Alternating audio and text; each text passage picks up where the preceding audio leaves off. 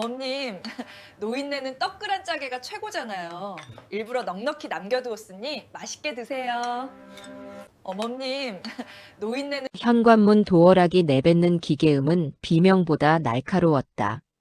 내가 설정한 적 없는 비밀번호가 아들 진수의 손끝에서 무례하게 입력되었다. 그 소리와 함께 굳게 닫혀있던 철문이 벌컥 열렸다. 예고도 양해를 구하는 노크도 없었다. 아들 진수와 며느리 미연이 거대한 이삿짐 박스들을 앞세워 거실로 들이닥쳤다. 녀석들은 신발을 벗지도 않은 채 거실 한복판에 짐을 쌓아 올렸다. 집주인인 나, 최금자의 허락 따위는 이미 안중에도 없다는 오만한 태도였다. 거실을 가득 채운 박스들은 마치 이 집의 새로운 주인인 양당당하게 자리를 차지했다. 엄마 놀랐어? 비밀번호는 보안 때문에 내가 바꿨어. 오늘부터 우리가 여기서 엄마 모실 거니까 그냥 편하게 있어. 진수의 목소리는 다정함을 가장하고 있었으나 그 눈빛은 이미 집안 곳곳의 집기를 견적내는 장사꾼의 것이었다. 푸른 유니폼을 입은 인부들이 줄지어 들어왔다. 녀석들의 지시에 따라 내 평생의 흔적이 담긴 낡은 가구들이 하나둘 밖으로 실려 나갔다. 30년 넘게 거실 중심을 지키던 낡은 가죽 소파가 복도로 끌려 나갔다. 남편이 첫 보너스를 타서 사줬던 가죽이 해진 곳마다 우리 부부의 땀과 기억이 묻어있던 물건이다. 며느리 미연은 코를 막으며 인부들에게 지시했다. 어머님, 이 소파는 너무 낡아서 버릴게요. 먼지 나서 애들 비염 생기겠어요. 요즘 유행하는 리클라이너로 하나 놔드릴게. 내 삶의 조각이 쓰레기 취급을 받으며 사라지는 과정을 나는 거실 구석에 선 채 무력하게 지켜보아야 했다. 미연은 내 안방으로 거침없이 들어갔다. 그 녀석은 벽지를 손가락으로 툭툭 치며 안방을 아이들의 공부방으로 쓰겠다고 통보했다. 내 짐들은 이미 해가 들지 않아 늘 눅눅한 베란다 옆 작은 방으로 옮겨져 있었다. 엄마, 안방은 애들 공부하기 좋게 꾸밀게. 엄마는 작은 방이 아늑하고 조용해서 잠자기 더 편할 거야. 진수는 거실 벽에 걸린 내 남편의 사진들을 떼어냈다. 액자가 바닥에 놓이며 유리가 깨지는 날카로운 소리가 났다. 하지만 진수는 눈 하나 깜짝하지 않았다. 대신 그 자리에 자신의 유흥을 위한 거대한 TV를 설치했다. 거실은 순식간에 낯선 공간이 되었다. 미연은 주방 살림까지 제 마음대로 뒤집어 엎기 시작했다. 내가 아끼던 오래된 그릇들이 낡았다는 이유로 대형 쓰레기 봉투에 가차없이 던져졌다. 나는 내 집에서 철저히 소외되었다. 어머님, 식탁은 애들 숙제해야 하니까 싱크대 쪽에서 드세요. 거기 어제 먹다 남은 찌개 데워놨어요. 미연의 말에는 배려가 없었다.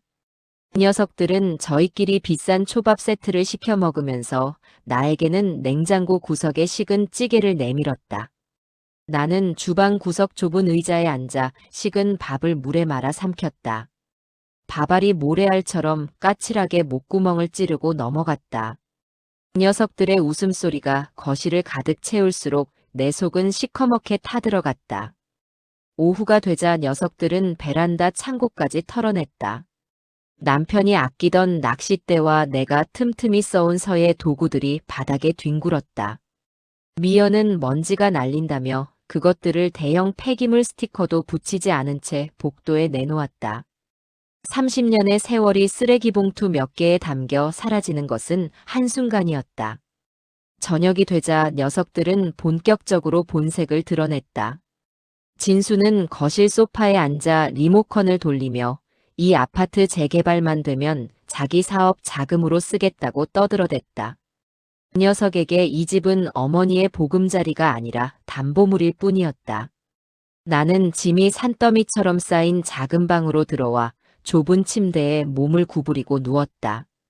벽 너머로 녀석들의 속삭임이 귓가에 송곳처럼 박혔다. 여보, 엄마 정신 좀 흐릿해지면 바로 서류 도장 찍게 해야 해.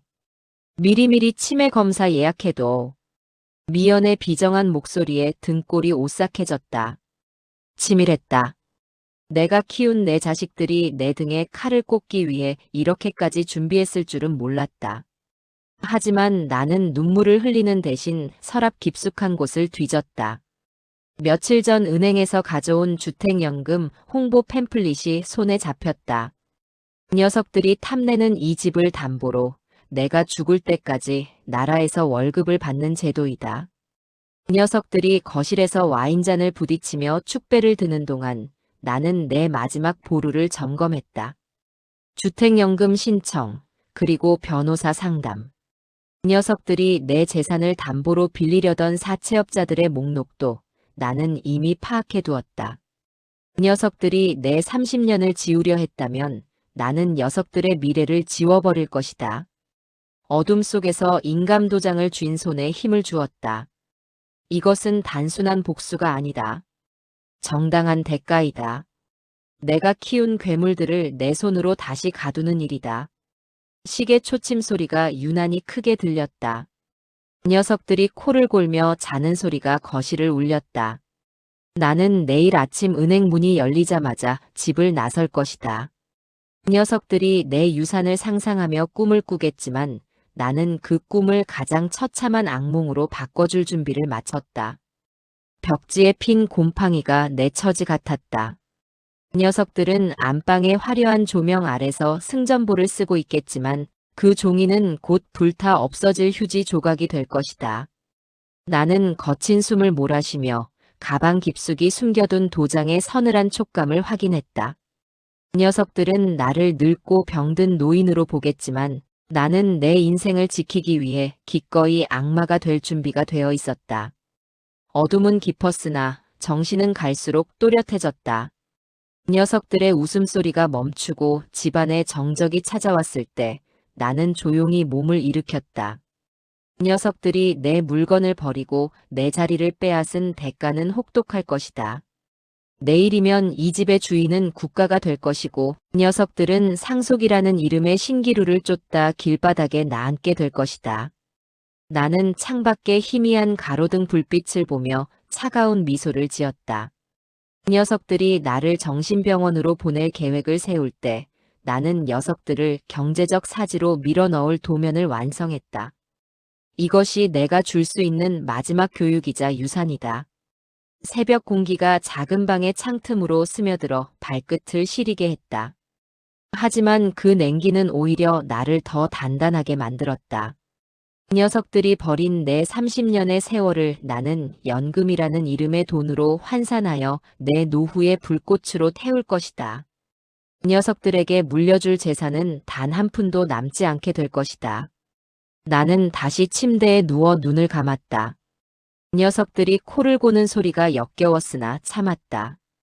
내일이면 이 지옥 같은 동거의 주도권은 완전히 나에게 넘어온다. 녀석들은 내 인감을 찾기 위해 온 집안을 뒤집겠지만 이미 때는 늦었을 것이다.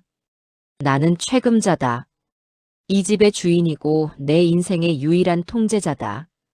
침대 머리맡에 놓인 팸플릿의 글자가 어둠 속에서도 선명하게 빛나는 듯했다. 종신형 주택연금. 내 숨이 붙어있는 마지막 순간까지 녀석들의 탐욕을 비웃어줄 수 있는 완벽한 무기다. 나는 그 무기를 손에 쥐고 평온하게 첫차 시간을 기다렸다. 녀석들이 내 방 문을 열고 아침밥을 요구할 때 나는 그 어느 때보다 인자한 표정으로 녀석들을 맞이할 것이다. 사형수가 마지막 식사를 즐기듯 녀석들에게 줄 마지막 친절을 준비했다. 녀석들은 내 미소 뒤에 숨겨진 칼날을 보지 못할 것이다. 그것이 가장 완벽한 반격의 시작이었다. 어스름한 새벽빛이 창문을 타고 들어왔다. 녀석들의 세상이 무너질 시간이 다가오고 있었다. 나는 천천히 자리에서 일어나 외출복을 챙겼다. 녀석들이 깨기 전 나는 이 집의 진짜 주인이 누구인지 증명하러 떠날 것이다. 발소리를 죽이며 거실을 가로지르는 순간 녀석들이 차지한 안방에서 아이의 잠꼬대 소리가 들려왔다. 불쌍한 것들. 탐욕스러운 부모를 둔 죄로 너희의 미래도 함께 사라질 것이다. 하지만 그것 또한 너희가 감당해야 할 몫이다. 나는 현관문을 열고 밖으로 나섰다. 차가운 새벽 공기가 폐부를 찔렀으나 상쾌했다. 녀석들이 바꾼 비밀번호는 이제 아무런 의미가 없었다. 나는 계단을 내려가며 수첩에 적힌 은행 주소를 다시 한번 확인했다. 16화 내 집은 내 것이다. -2부 보호라는 이름의 감옥. 은행 문이 열리기도 전 찬 이슬을 머금은 대기실 의자에 앉아 한참을 기다렸다. 자동문이 윙 소리를 내며 열릴 때 내 심장 소리는 그보다 더 크게 울렸다. 창구 직원이 내민 서류들은 겹겹이 쌓인 내 인생의 마지막 성벽 같았다. 인감도장을 꺼내 붉은 인중을 묻혔다. 서류의 빈칸마다 도장을 찍을 때마다 둔탁한 소리가 책상을 울렸다. 쿵쿵. 내 집을 국가에 맡기고 평생의 용돈을 보장받는 소리였다. 직원은 내 의사가 확실한지 여러 번 물었다. 자녀분들이 나중에 이 사실을 알면 갈등이 생길 수 있다는 우려 섞인 조언도 잊지 않았다. 나는 그저 무표정하게 대답했다. 내가 번 돈, 내가 다 쓰고 가겠다는 게 뭐가 문제입니까? 접수증을 가방 깊숙한 곳에 찔러 넣고 은행을 나설 때 어깨를 짓누르던 돌덩이 하나가 빠져나간 기분이었다. 하지만 집으로 돌아가는 길은 여전히 납처럼 무거웠다. 현관 앞에 서서 녀석들이 바꿔버린 비밀번호를 눌렀다. 어제 몰래 초기화해둔 덕에 문은 매끄럽게 열렸다. 거실로 들어서자마자 비릿한 짜증 냄새가 훅 끼쳤다. 진수와 미연은 내 방문을 따려고 안달이 나 있었다. 녀석들은 내가 돌아온 줄도 모르고 연신 드라이버로 문고리를 쑤셔대고 있었다. 엄마, 어디 갔었어?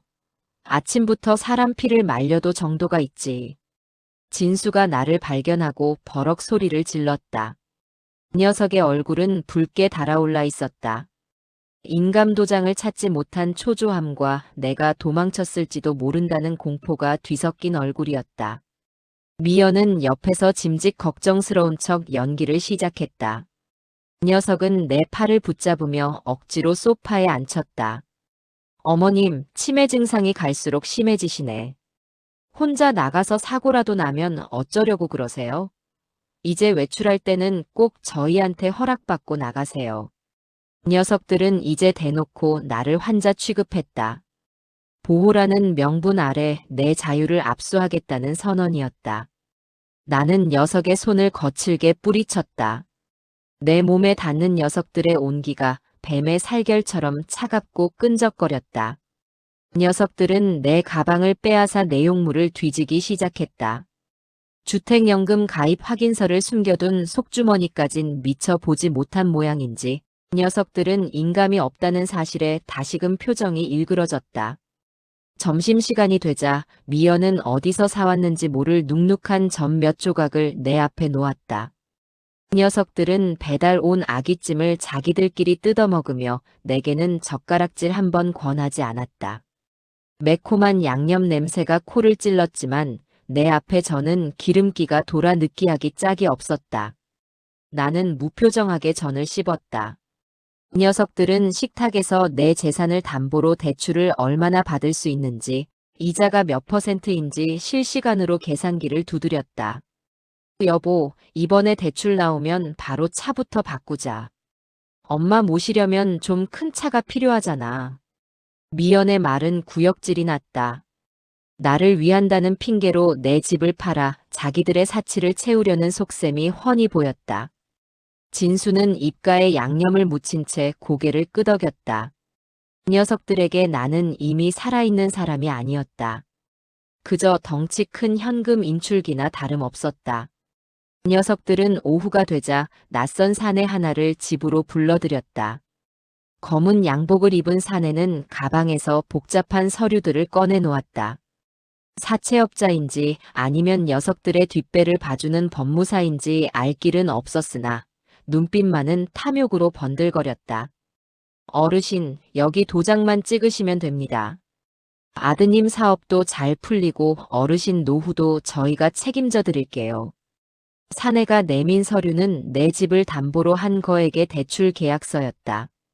나는 서류를 빤히 쳐다보았다. 진수와 미연은 내 양옆에 서서 마치 병아리를 가두는 닭장처럼 나를 압박했다. 녀석들의 숨소리가 귓가에서 거칠게 들려왔다. 나는 펜을 들었다가 바닥에 떨어뜨렸다.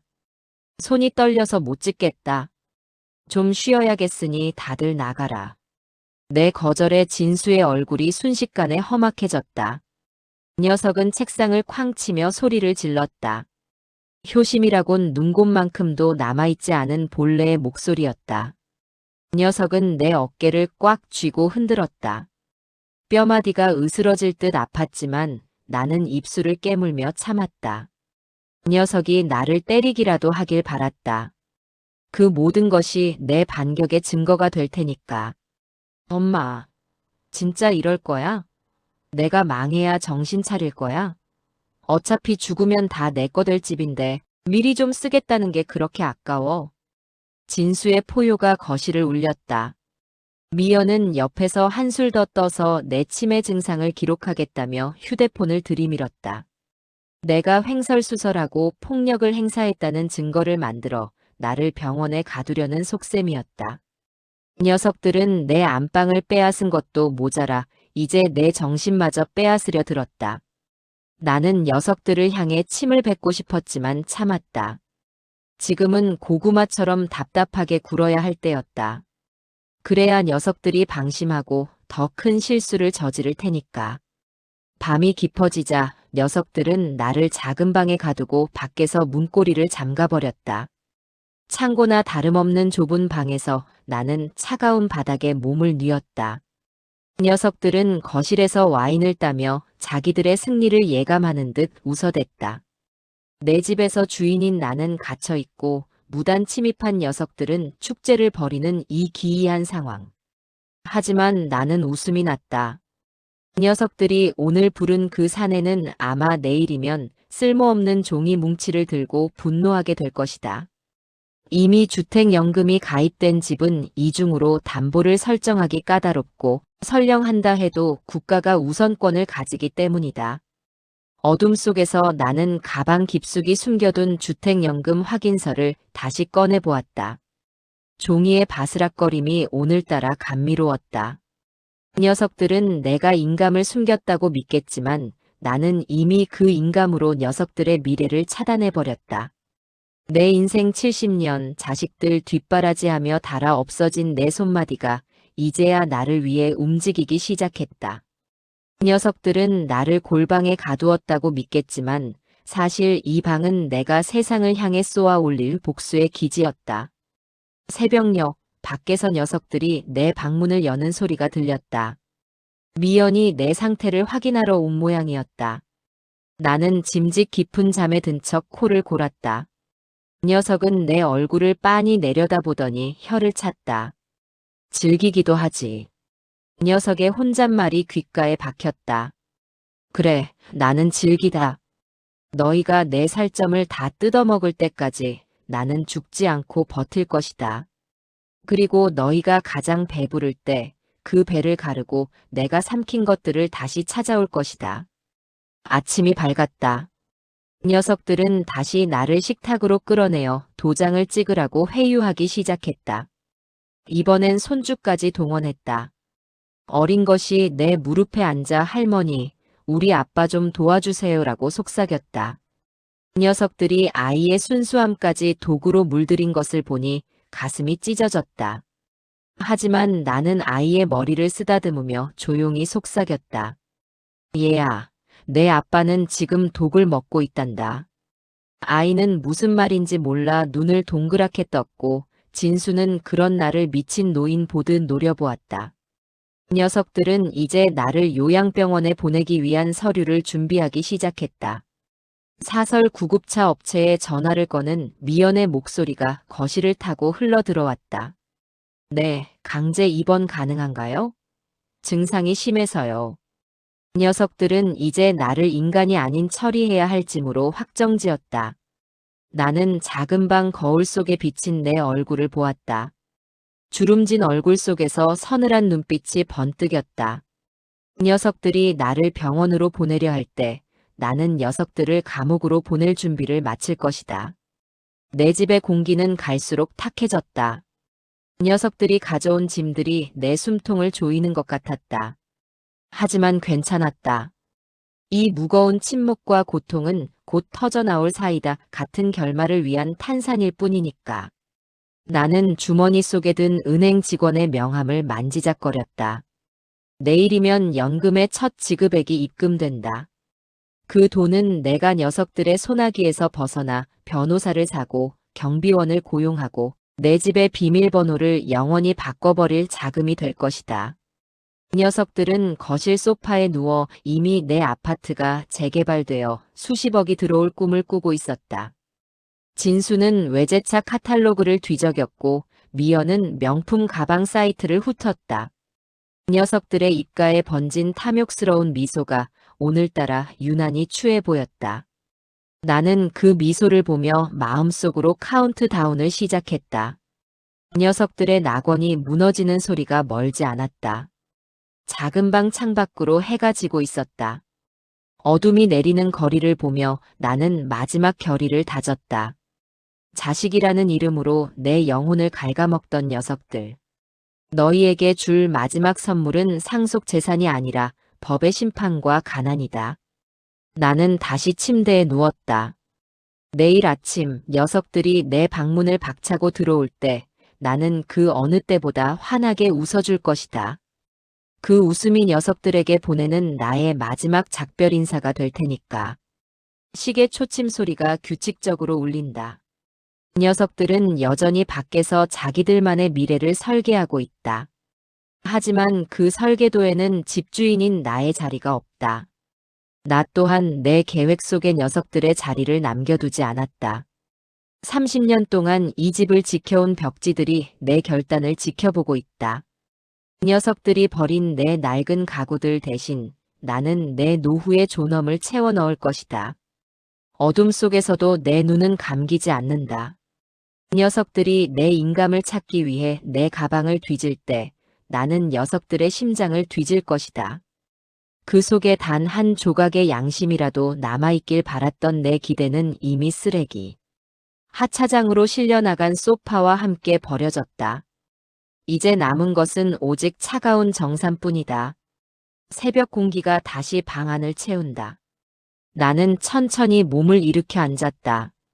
녀석들이 잠든 사이 나는 내일의 전쟁터로 나갈 갑옷을 입듯 옷매무새를 다듬었다.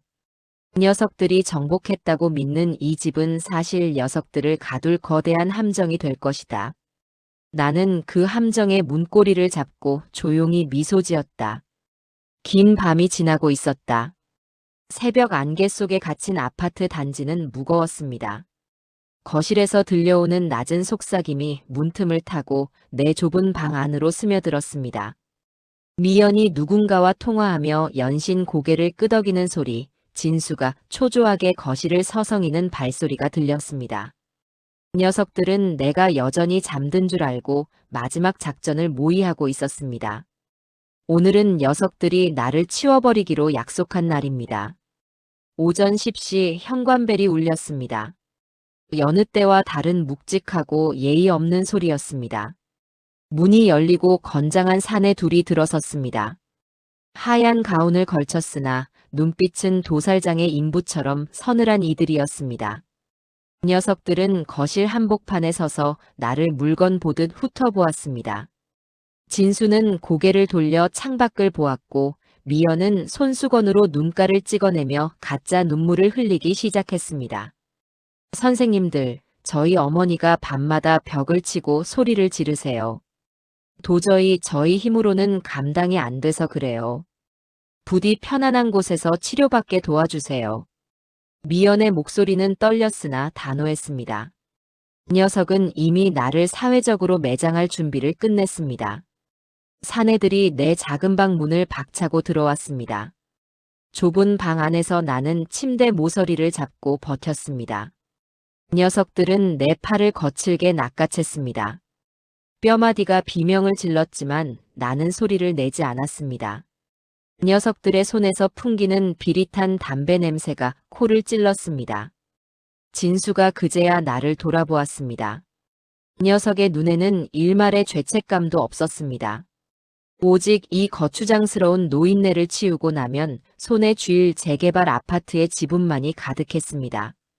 녀석은 내 시선을 피하며 낮게 음조렸습니다. 엄마, 거기 가면 친구들도 많고 좋아. 우리도 살아야 할 거 아냐. 집 팔아서 사업 정리하면 금방 모시러 갈게. 그러니까 제발 곱게 가자. 녀석의 말은 독화살이 되어 가슴에 박혔습니다. 우리도 살아야 한다는 말. 내가 70년 동안 녀석을 살리기 위해 깎아먹은 내 살점들은 녀석에게 아무런 기억도 남기지 못한 모양이었습니다. 나는 사내들에게 끌려 거실로 나갔습니다. 구두를 신을 틈도 주지 않았습니다. 맨발이 차가운 타일 바닥에 닿았습니다. 그때 내 앞치마 주머니 속에서 휴대폰이 짧게 진동했습니다. 은행에서 온 알림 문자였습니다. 주택연금 첫 지급액이 입금되었다는 신호. 나는 녀석들의 소나기에서 벗어나기 위해 온 힘을 다해 몸을 비틀었습니다. 사내들이 당황하며 힘을 주던 찰나 나는 거실 식탁 위에 놓인 태블릿 PC를 가리켰습니다. 녀석들이 내 인감을 찾기 위해 뒤지던 그 식탁이었습니다. 진수야, 이거 보고 보내라. 나 죽일 거면 이거 보고 죽여. 내 목소리는 떨리지 않았습니다. 오히려 차분하고 서늘했습니다. 진수는 의아한 표정으로 태블릿을 집어들었습니다. 화면에는 내가 미리 띄워놓은 주택연금 가입 완료 통지서와 법무법인에서 보낸 확약서가 떠 있었습니다. 녀석의 눈동자가 빠르게 흔들리기 시작했습니다. 서류를 훑어내려가던 녀석의 안색이 순식간에 흑빛으로 변했습니다. 주택, 연금.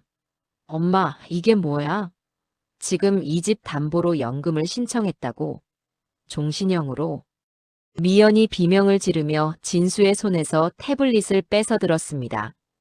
녀석은 화면을 믿을 수 없다는 듯 손가락으로 연신 확대하며 읽어내려갔습니다.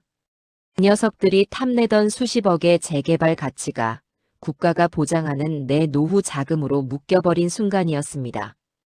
주택연금에 가입된 집은 소유권은 나에게 있으나 내가 받는 연금액만큼 국가가 우선 채권을 가집니다. 즉, 녀석들이 이 집을 담보로 사채를 쓰거나 팔아치우는 것은 법적으로 불가능해졌다는 뜻입니다. 사내들은 영문을 몰라 서로의 얼굴을 쳐다보았습니다. 미연은 실성한 사람처럼 웃음을 터뜨리더니 내 멱살을 잡으려 달려들었습니다. 이 노인네가 진짜 미쳤나 봐. 우리 인생 다 망쳐놓고 혼자 잘 먹고 잘 살겠다고. 이거 취소해. 당장 취소하라고. 미연의 손이 내 얼굴 근처에서 허공을 갈랐습니다. 나는 녀석의 손을 차갑게 쳐냈습니다. 그리고 거실 벽에 설치된 인터폰을 눌렀습니다. 녀석들이 점령했던 내 집의 방어 시스템을 가동할 차례였습니다. 경비실과 연결된 버튼을 누르자 굵직한 목소리가 들려왔습니다. 1205호입니다. 지금 집에 괴한들이 침입해서 나를 강제로 끌고 가려 합니다. 경찰에 신고해 주시고 보안팀 당장 올려보내세요. 변호사님께도 연락 갔을 겁니다. 사내들은 경찰과 변호사라는 말에 움찔하며 내 팔을 놓았습니다. 녀석들은 이런 골치 아픈 일에 휘말리고 싶지 않았을 겁니다. 진수는 바닥에 주저앉아 머리를 감싸 쥐었습니다. 녀석의 모든 계획이 내 집을 팔아.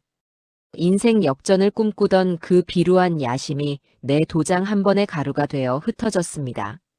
너희가 버린 내 낡은 가구들, 내 사진들. 그 가격 내가 다 정산했다. 이 연금은 너희가 나한테 갚아야 할 빚이다. 죽을 때까지 한 푼도 안 남기고 다 쓰고 갈 거다. 나는 식탁 의자에 당당하게 앉았습니다. 맨발이었지만 그 어느 때보다 발바닥이 뜨거웠습니다. 녀석들은 거실 한복판에서 폐잔병처럼 서 있었습니다. 미연은 분에 못 이겨 씩씩거렸고 진수는 초점이 나간 눈으로 천장을 보았습니다. 녀석들은 나를 골방으로 밀어넣었다고 믿었겠지만 사실 그 골방은 내가 녀석들의 목줄을 죄기 위해 준비한 사선이었습니다. 보안팀 직원이 벨을 누르고 들어왔습니다. 나는 정중하게 그들에게 부탁했습니다. 이 집의 주인은 나이며 저 사내들과 자식들이 내 의사에 반해 침입해 있으니 즉시 퇴거시켜달라고 했습니다.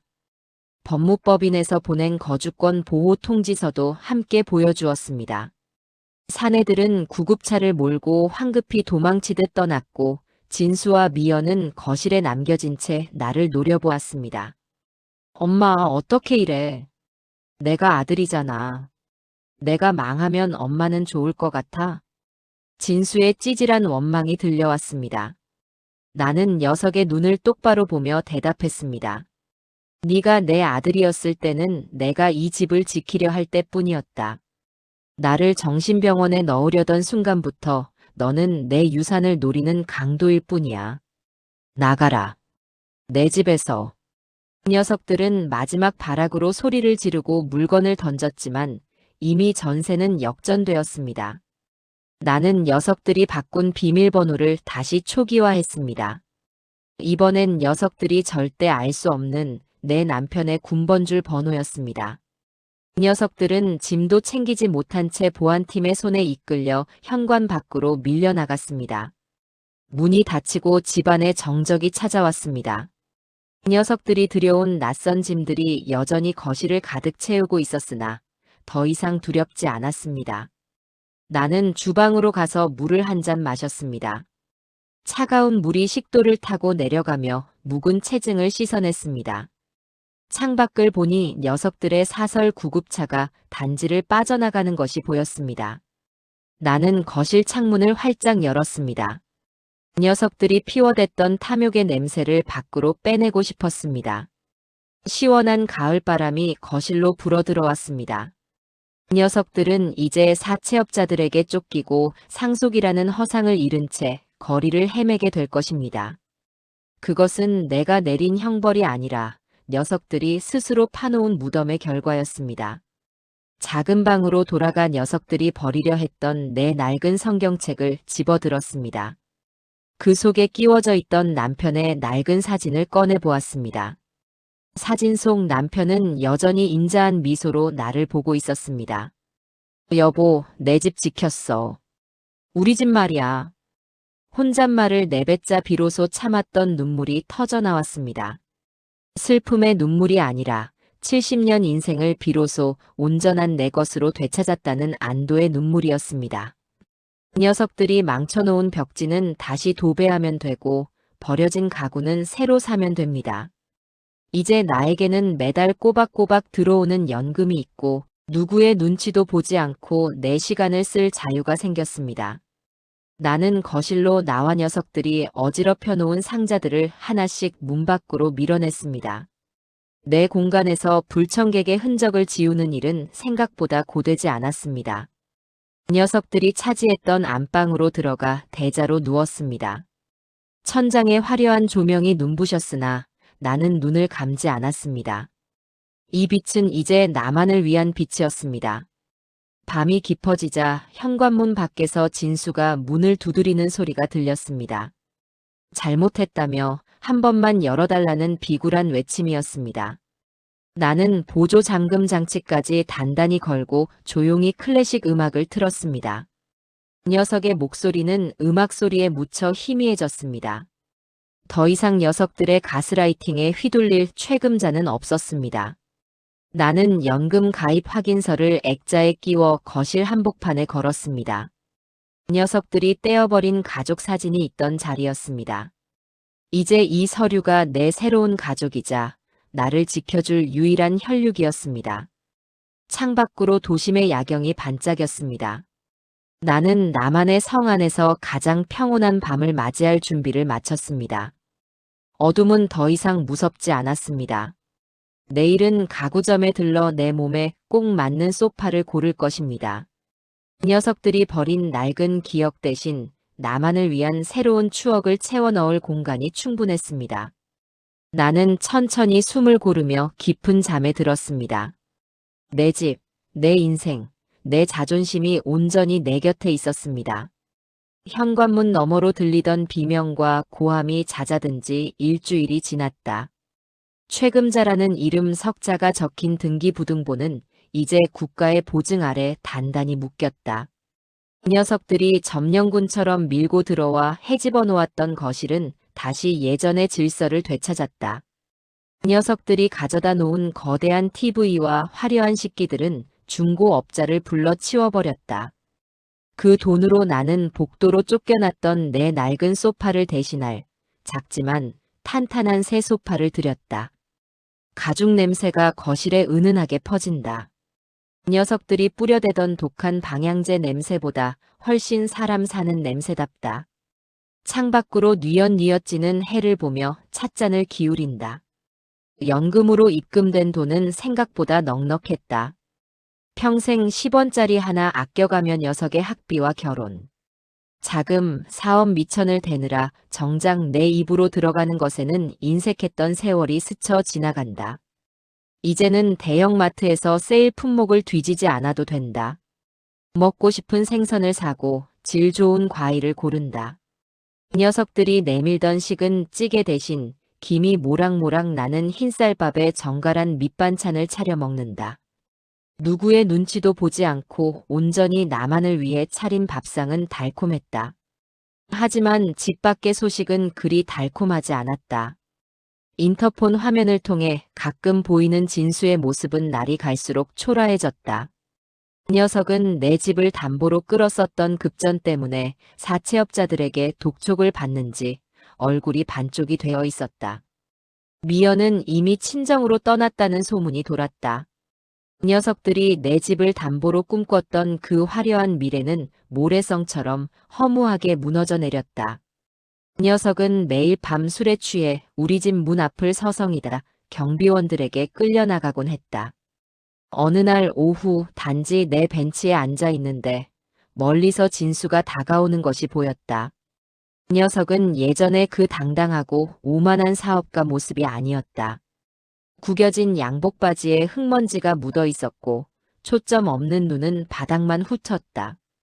이 녀석은 내 앞에 무릎을 꿇으려다 주춤하며 곁에 앉았다. 나는 고개를 돌리지 않고 앞만 바라보았다. 이 녀석의 손마디가 거칠게 터져 있는 것이 보였다. 엄마, 나 오늘 사무실 완전히 비웠어. 파산 신청하고 나오는데 갈 데가 여기밖에 없더라. 평생 남의 돈 우습게 알고 사업이랍시고 까불었는데 그게 다 엄마 피땀인 줄 이제야 알았어. 진수의 목소리는 낮고 건조했다. 이 녀석은 품 안에서 낡은 통장 하나를 꺼냈다. 내가 예전에 녀석의 장가 미천으로 쓰라고 건넸던 녀석이 진작에 다 써버렸을 줄 알았던 그 통장이었다.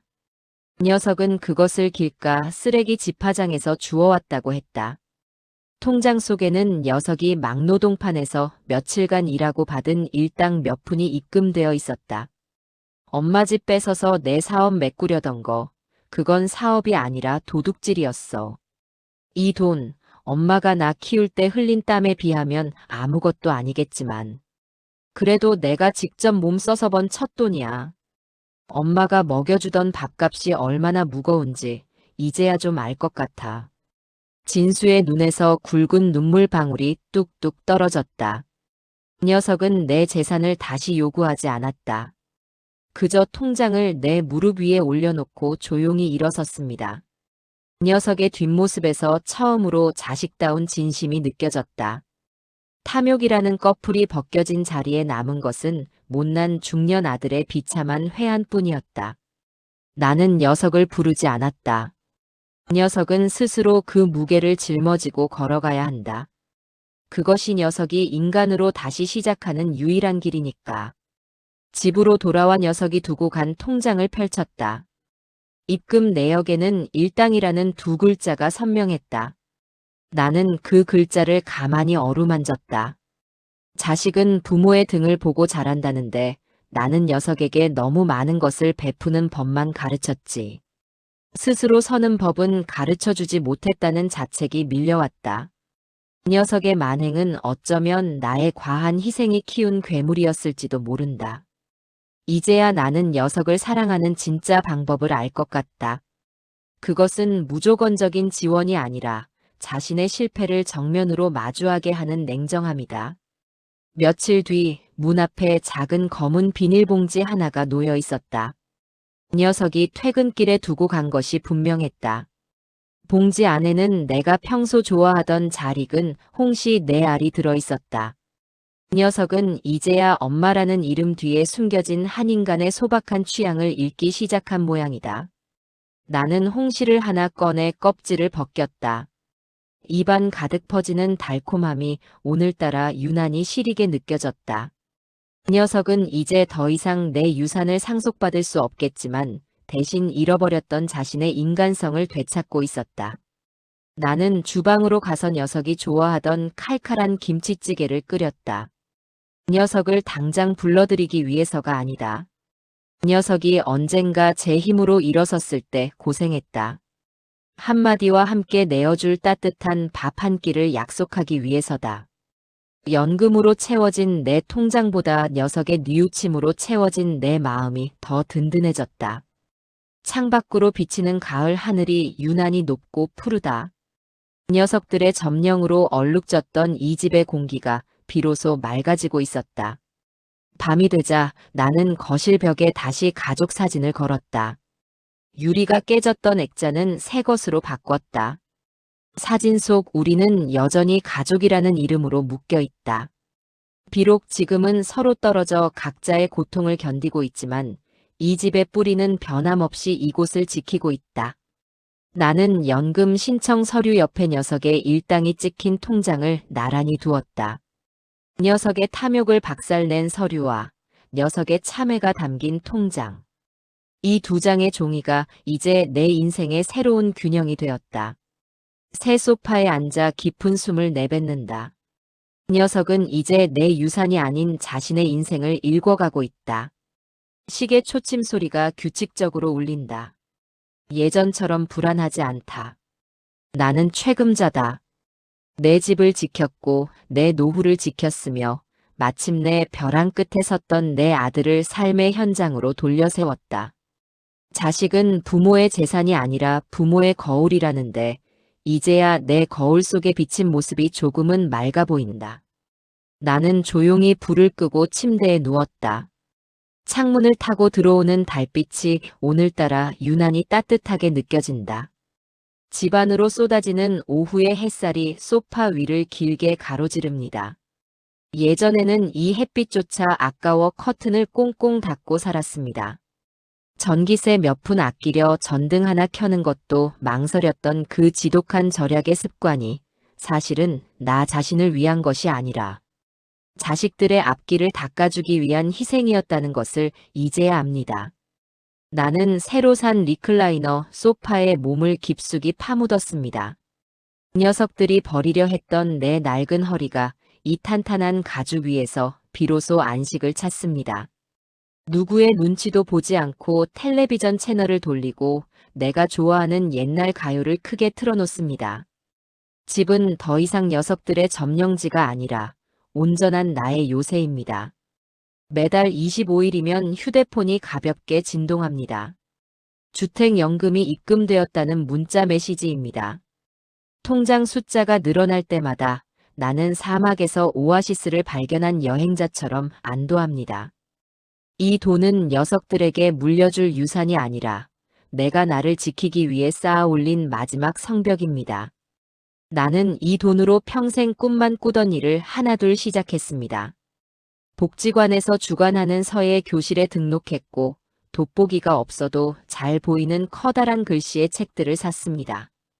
가끔은 시장 통로에서 마주치는 폐지 줍는 노인들에게 따뜻한 국밥 한 그릇을 대접하기도 합니다. 내 지갑이 넉넉해지니 마음의 곳간에도 여유가 생겼습니다. 남을 돕는 기쁨이 자식에게 퍼주던 희생과는 결이 다르다는 것을 70평생 처음으로 배웁니다. 일요일 오후 현관문 너머로 조심스러운 노크 소리가 들립니다. 인터폰 화면 속의 진수는 이제 제법 일꾼의 태가 납니다. 검게 그을린 얼굴과 굵어진 팔뚝, 예전에 기름기 흐르던 사업가의 모습은 찾아볼 수 없습니다.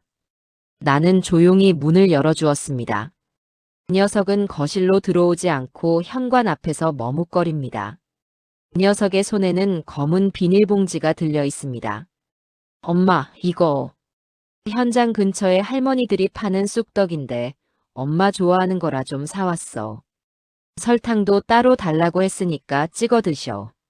진수는 봉투를 신발장 위에 올려두고는 집안을 쓱 훑어봅니다.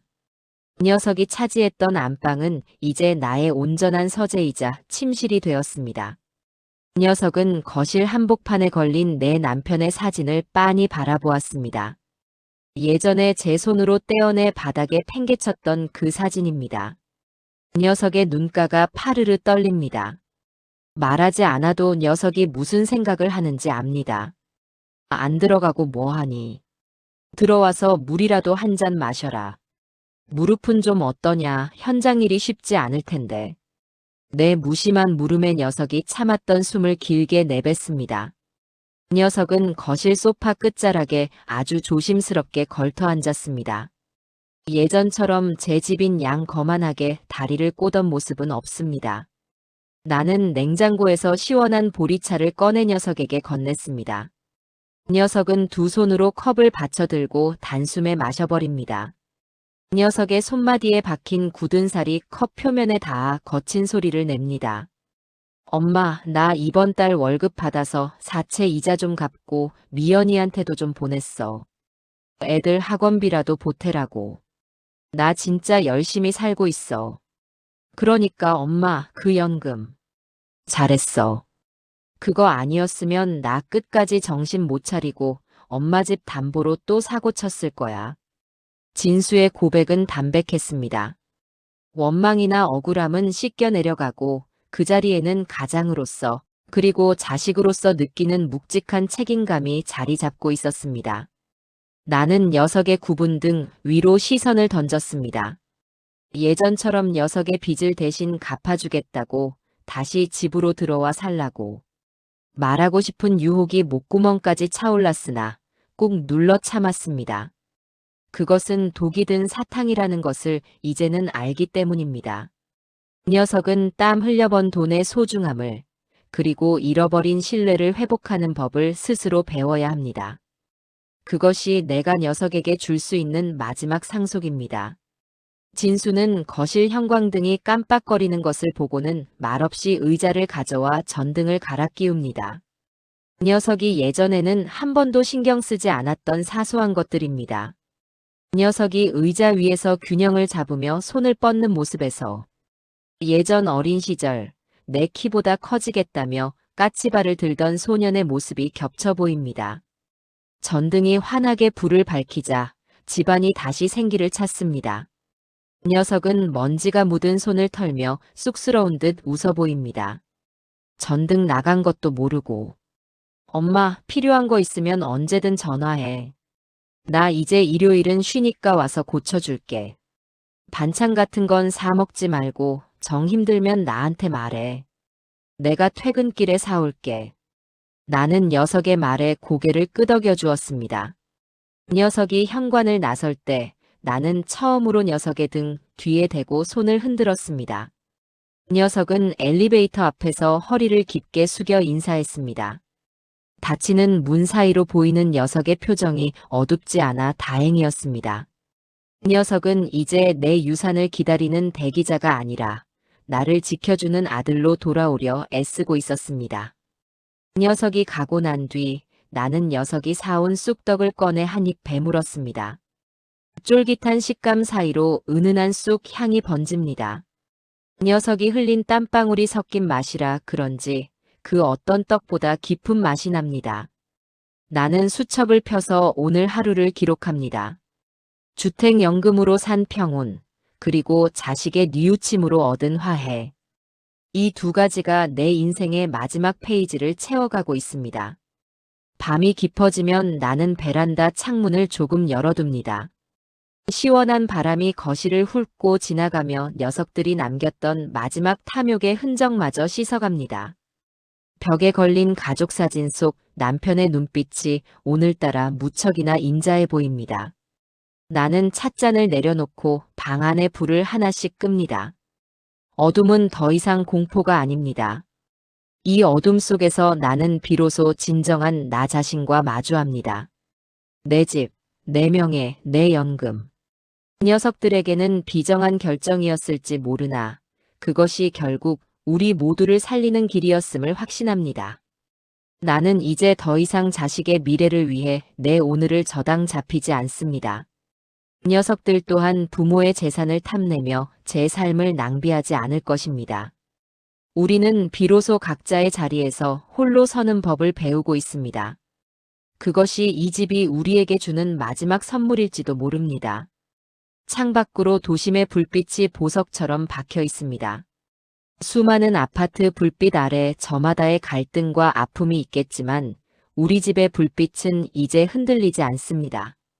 나는 침대에 누워 평온하게 눈을 감습니다. 내일 아침이면 다시 맑은 햇살이 내 집 거실을 비출 것입니다. 나는 그 햇살을 온몸으로 맞으며 오직 나 최금자만을 위한 새로운 하루를 시작할 것입니다. 비린내 나던 어시장의 기억도 자식들의 배신에 가슴을 쥐어짜던 통증도 이제는 아득한 전설처럼 느껴집니다. 나는 내 인생의 주인이 되어 가장 우아한 마침표를 찍어가는 중입니다. 이 집은 이제 완벽한 나의 성소입니다. 창문 틈으로 들어오는 새벽 공기가 무척이나 상쾌합니다. 나는 미소 지으며 깊은 잠 속으로 빠져듭니다.